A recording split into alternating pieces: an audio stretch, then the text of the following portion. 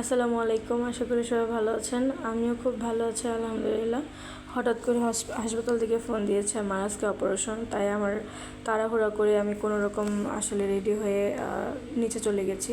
কারণ হচ্ছে আমাকে টাকা নিয়ে যেতে হবে, কারণ অলরেডি এমনি অনেক লেট হয়ে গেছে, 2টা বাজে অপারেশন, এর আগে আমাকে টাকা দিতে হবে।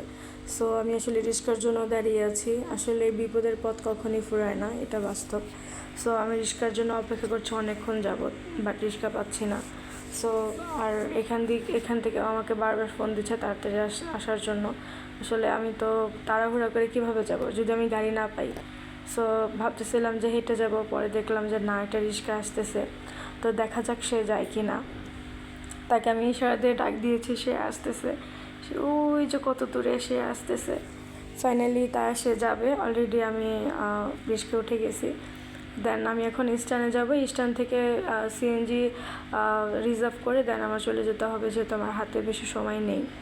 তাই আমি যত তাড়াতাড়ি যেতে পারি তত তাড়াতাড়ি ভালো। সো আমি রিস্কার থেকে নেমে আমি একটা সিএনজি পেয়েছি, সিএনজিতে অলরেডি উঠে গেছি। আমার হাতে বেশি সময় নেই, তাই আসলে তাড়াহুড়া করে আমি আসলে যাচ্ছি। এখান থেকে বারবার আমাকে ফোন দেওয়া হচ্ছে কখন আসবে কখন আসবে। সো আর সিএনজিতে প্রচুর বাতাসটা খুবই ভালো লেগেছে। সো একা একাই যাচ্ছি, কিছু করার নাই। এখন রাস্তা কেমন জ্যাম সেটা দেখার বিষয়। অসম্ভব জ্যাম। এই ঢাকা শহর মানেই হচ্ছে জ্যাম। জ্যাম মানে জ্যাম। ফ্লাইওভারের উপরে কখনোই আমি দেখলাম না যে এখানে জ্যাম নেই। সকাল নেই, দুপুর নেই, 24 ঘন্টাই জ্যাম। এখন আমি কিভাবে তাড়াহুড়ো করে যাব আমি আসলে বুঝতেছি না। খালি আল্লাহকে বলতেছি, আল্লাহ তুমি আমাকে তাড়াতাড়ি নিয়ে যাও। সো ফাইনালি আমি প্রায় হাসপাতালের কাছাকাছি চলে এসেছি। এটা হচ্ছে শাহবাগ। সো আর বেশিক্ষণ সময় লাগবে না। অফকোর্স তাড়াতাড়ি যে চলে আসছে এটাই অনেক। সিএনজিতে না আসলে হয়তো বা আরও লেট হতো। সো এখান থেকে তো আমাকে মা বারবার ফোন দিচ্ছিল যে আমি কখন আসবো কখন আসবো। সো ফাইনালি আমি হাসপাতালে ঢুকে গিয়েছি। তো এখন হচ্ছে যাওয়ার পালা। এখানে আসলে লিফটের জন্য অনেকক্ষণ দাঁড়িয়ে থাকতে হয়, কারণ অনেক রোগী আসা যাওয়া করে, অনেক মানুষ আসা যাওয়া করে। তাই আসলে আমি যত তাড়াতাড়ি সম্ভব আমি পারতেছি না উড়ে উড়ে যেতে। যে আসলে তো 5তলা, তো আসলে সিঁড়ি বেয়ে ওঠা খুবই কষ্টকর। তো এই জন্য আমাকে আগে লিফট করতে হবে, যে দেখি আগে লিফট আছে কি না। যদি লিফট থাকে তাহলে অবশ্যই লিফটে করে চলে যাব। সো এখন হচ্ছে হাসপাতালের ভিতরে ঢুকলাম। এখন দেখা যাক লিফট আছে কি না, লিফটে যাওয়া যায় কি না। মনে হচ্ছে যে লিফটে যেতে পারবো, একটু দাঁড়াতে হবে। সো আমি আর সময় নষ্ট না করে আমি দাঁড়িয়ে পড়লাম এখানে।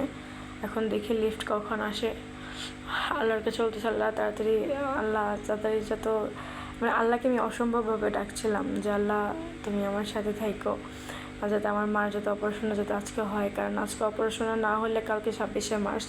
সো কালকে সরকারি ছুটি। সো কালকেও হবে না, আর একদম শনিবারে নাকি হবে।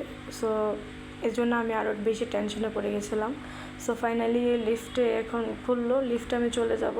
আমি অলরেডি চলে যাব 5তলা থেকে ওখানে যে ডাক্তারের সাথে কথা বলে দেন হচ্ছে টাকা পে করার পরে হচ্ছে আমার মার অপারেশন হবে। সো আমি আসলে খুব টেনশনে আছি যে আসলে আজকে অপারেশন হবে কি না, যেহেতু অলরেডি 2:30 বেজে গেছে। সো আল্লাহকে বলতেছিলাম, আল্লাহ যাতে আজকে আমার মার অপারেশনটা যাতে হয়। সো ফাইনালি আমি এখন লিফট থেকে বের হব। লিফট থেকে বের হয়ে আগে আমি মার কাছে যাব। মার কাছে যাওয়ার পরে দেন ওখান থেকে আমি সিস্টারের সাথে কথা বলে দেন আমি টাকা পে করব। সো মার হচ্ছে 5তলা বার্ডেন হাসপাতালের 5তলায় 53 নম্বর ওয়ার্ডে আমার মা হচ্ছে ভর্তি। সো ফাইনালি আমি চলেই আসছি। এখন এখানে সিস্টারদের সাথে কথা বলে টাকাটা পে করতে হবে। সো আমি কথা বলে নিয়ে এখন নিচে চলে গেছি। নিচে চলে টাকা পে করে দিয়ে এখন মার কাছে যাব। মাকে ওটিতে নিয়ে যাবে। সো ফাইনালি মার অপারেশন হচ্ছে। আমি ওটির সামনে বসে আছি। আলহামদুলিল্লাহ, আল্লাহ যদি সব কিছু সহজ করে দেয়। এখন আমি একা একা বসে আছি মার জন্য। মা কখন আসবে, মার অপেক্ষায় সবাই আমার মার জন্য দোয়া করবেন যাতে আমার মা তাড়াতাড়ি সুস্থ হয়ে যায়। কারণ আসলে আমার মার 3টা মেয়ে ছাড়া আর কেউ নেই। সো আমাদেরই সব কিছু করতে হয়, দৌড়াদৌড়ি সব কিছু করা আমাদেরই করতে হয়। একা একা বসে আছি, কিছুই ভালো লাগতেছে না। মনটা খুবই খারাপ মার জন্য, যে মা কখন আসবে। সবাই আমার মার জন্য দোয়া করবেন। ভালো থাকবেন, সুস্থ থাকবেন। আসসালামু আলাইকুম।